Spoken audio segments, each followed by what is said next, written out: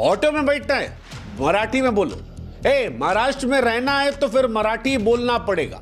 ये किसी फिल्म का डायलॉग नहीं है, बल्कि मुंबई, पुणे, ठाणे की सड़कों पर बीते कुछ दिनों से छाया एक नया फरमान है। लेकिन इस फरमान के बीच में सबसे मजेदार बात जानते हैं क्या है?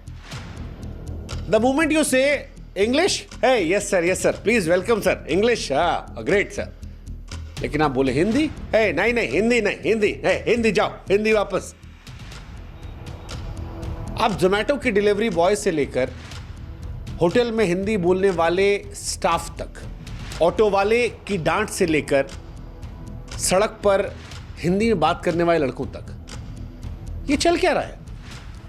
मतलब वो लोग जो कल तक हिंदी थोपने का रोना रो रहे थे, वो आज मराठी को हिंदी भाषियों पर लाद रहे हैं। और सवाल इसीलिए यही है कि भाषा जो दिलों को जोड़ने वाली थी, वो क्या पॉलिटिक्स का पार्ट बन रही है?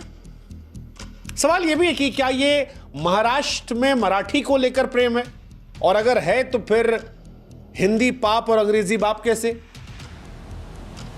और अगर नहीं है तो फिर क्या ये पॉलिटिक्स है?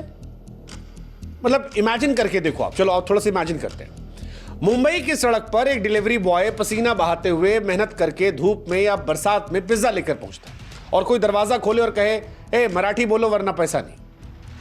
या ऑटो स्टैंड पर कोई आदमी जल्दबाजी में हो, जा रहा हो और रिक्वेस्ट करे, और ऑटो वाले भैया कहे नहीं हिंदी नहीं, मराठी नहीं आती, नहीं देगा। आप चाय की दुकान पर जाओ, भैया चाय, हिंदी नहीं, नो चाय। लेकिन अगर यही बात आप अंग्रेजी में बोल दो, welcome sir, sure sir, no problem sir, क्या यह दोहरा रवैया नहीं है? यह सवाल इसलिए पूछ रहे हैं क्योंकि हिंदी और मराठी का रिश्ता बड़ा पुराना है। मराठी साहित्य ने हिंदी को गहराई दी, और बॉलीवुड जो मुंबई में ही है, उसने मराठी संस्कृति दुनिया को दिखाई। दोनों साथ साथ चल रही है। लेकिन सवाल यह है कि फिर यह प्रॉब्लम कैसे आ रही है? और जवाब है पॉलिटिक्स।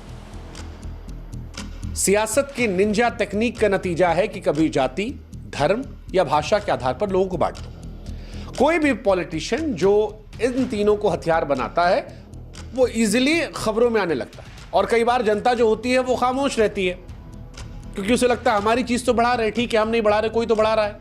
और अगर कोई विरोध करने आता है तो उसे समाज का दबाव देकर, चुप, तुम नहीं कर रहे, कम से कम कोई तो कर रहा है ना, सपोर्ट नहीं कर रहे तो चुप रहो। और ऐसी मल्टीपल घटनाएं आई हैं जिन्होंने इस नफरत को बढ़ाया है। 12 मई 2025 को एक डिलीवरी बॉय पहुंचता है, पिज्जा देता है, पैसे मांगता है, लेकिन जो कपल होता है वो कहता है मराठी बोलो तब पैसे मिलेंगे।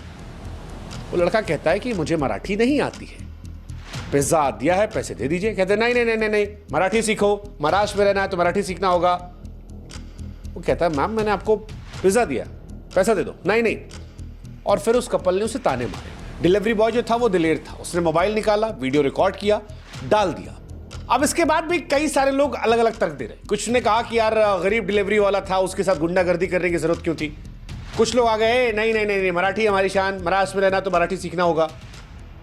ठीक है, ये भी समझ में आया, लेकिन मराठी के नाम पर मुफ्त में पिज्जा खाने का कौन सा नियम था, ये मेरी समझ में नहीं आया।